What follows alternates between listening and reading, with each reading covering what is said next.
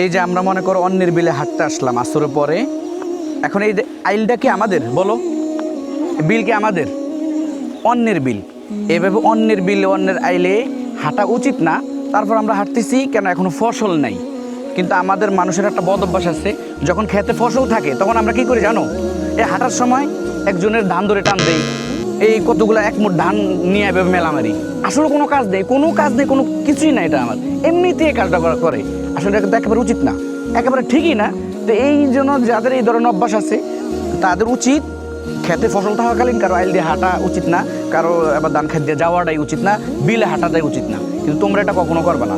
কারো ফসলের ক্ষেত দিয়ে যাওয়ার সময় কারো জিনিস নষ্ট করা যাবে না, গাছ নষ্ট করা যাবে না, এবার পাতা টান দিয়ে ছেঁড়া যাবে না, কারো ফসলগুলো টান দিয়ে এভাবে নষ্ট করা যাবে না, এগুলো কখনো করবে না।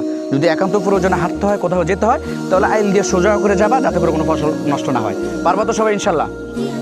ঠিক আছে।